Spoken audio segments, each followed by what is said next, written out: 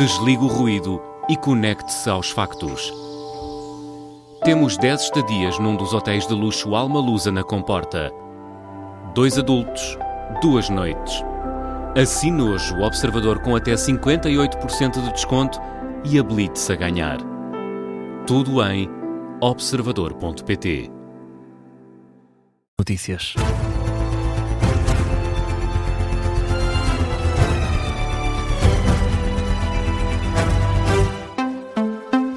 Edição da UMA com o Miguel Videira. Um porta-voz da NATO rejeita a possibilidade de Espanha ser suspensa da Aliança Atlântica. Assim é. O esclarecimento surge depois da agência Reuters noticiar a existência de um e-mail interno do Departamento de Defesa dos Estados Unidos com opções para punir os países da NATO que não apoiam a operação militar norte-americana no Irão.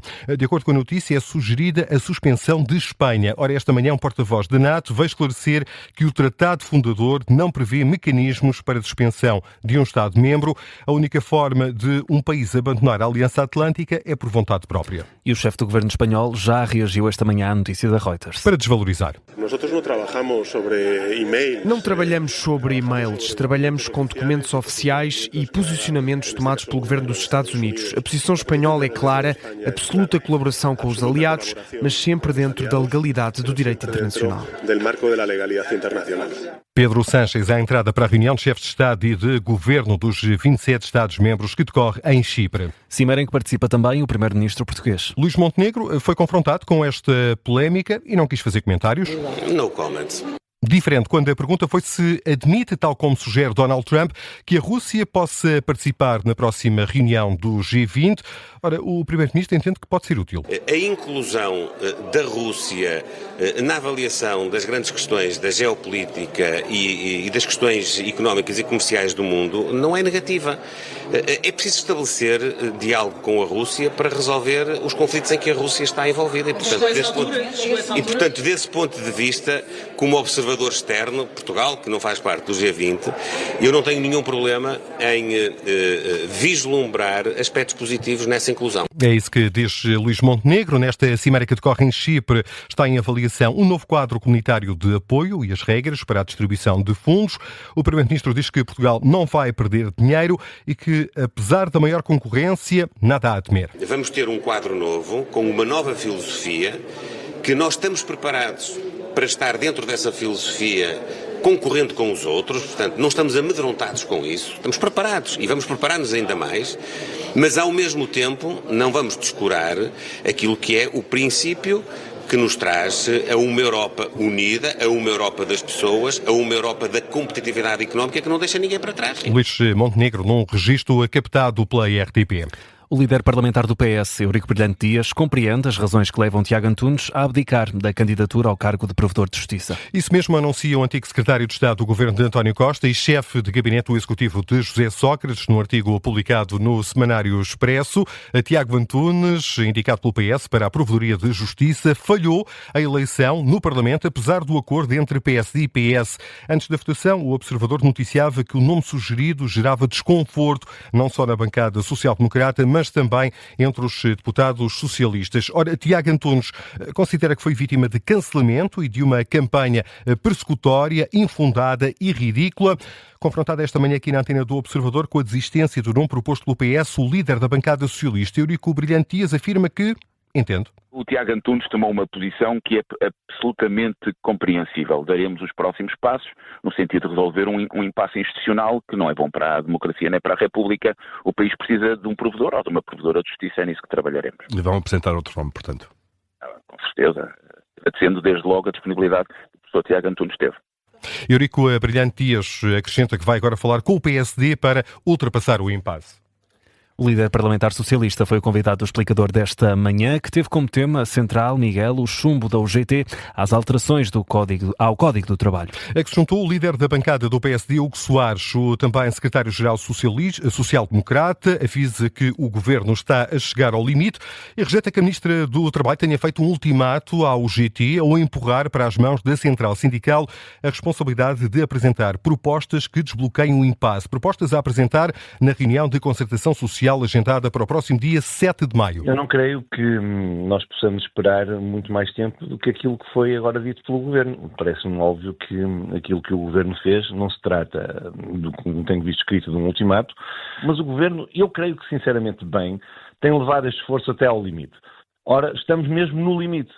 A UGT, se quer e se está de boa fé na negociação, deve agora dizer como é que pode, que sugestão tem, que proposta tem para ultrapassar aquilo que está em cima da mesa. É esse o entendimento de Hugo Soares, líder parlamentar do PSD. O Executivo dá mais 15 dias à Central Sindical para apresentar propostas que permitam o desbloqueio do impasse. Entretanto, o PS acusa o Governo de não ceder nas traves mestras da proposta e de estar a fazer o país perder tempo. É isso que diz o líder da bancada socialista, Eurico Brilhante Dias. Esses pontos, que são os pontos nucleares, são pontos em que nenhuma central sindical pode subscrever quando está perante uma contrarreforma que não tem para o lado dos trabalhadores qualquer benefício. Aquilo que nós consideramos é que ou vamos ao coração daquelas que foram identificadas como traves mestras, dito pela senhora Ministra, inamovíveis, ou se nós não vamos mexer nas traves mestras, então estamos a fazer o país perder tempo. É isso que diz Eurico Brilhante Dias, também foi convidado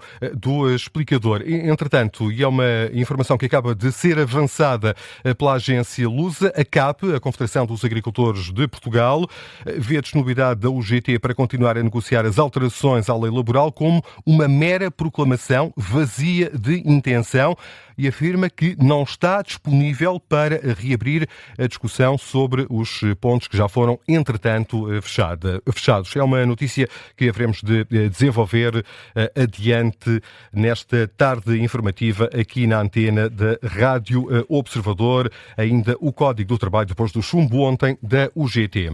Miguel, a Ministra do Ambiente garante reservas de combustível para a aviação até agosto. Maria da Graça Carvalho afasta um cenário de ruptura do jet fuel, o combustível para os aviões.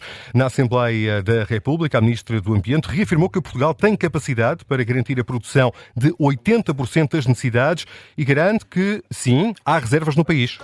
Tanto em Portugal como em Espanha produzimos 80% do jet, que é a situação mais crítica, do combustível para a aviação. Portanto, só importamos 20%. E temos reservas até meio de agosto, não tem problema. E mesmo se tudo corresse mal, o problema que havia era em 20%. Mas este 20% é que pode ser crítico para a Madeira e para os Açores e, portanto, vamos acompanhar de muito perto esta questão.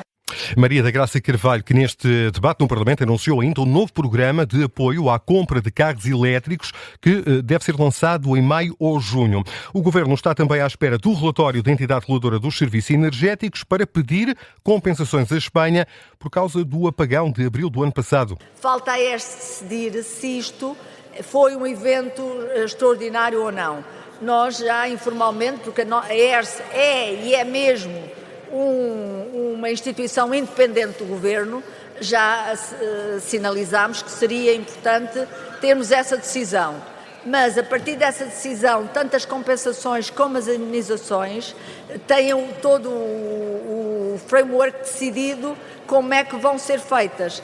Como aí precisamos desta decisão da ERSE para decidir os passos seguintes. A Ministra, com a tutela do Ambiente e Energia, acrescenta que as empresas já podem pedir indemnizações junto aos tribunais, mas que o Estado vai aguardar pelo relatório da entidade reguladora. Médio Oriente, o Ministro das Relações Exteriores do Irão deverá deslocar-se ao Paquistão este fim de semana. É uma informação que acaba de ser avançada pela agência de notícias Associated Press. 2 oficiais paquistaneses avançam que Abbas Arakashi chega ainda esta sexta-feira e deve ser acompanhado por uma pequena delegação governamental. Isto numa altura em que em Islamabad continuam os preparativos para uma eventual segunda ronda de negociações entre Washington e Teherão, apesar de, Miguel, nenhum dos dois países se ter comprometido com novas conversações. Sim, a capital do Paquistão é por estes dias uma cidade em suspenso, preparada para acolher os esforços diplomáticos do governo paquistanês para pôr fim à guerra no Médio Oriente, em particular no Irão. Pelo 6º dia consecutivo, as estradas de Islamabad continuam bloqueadas, sem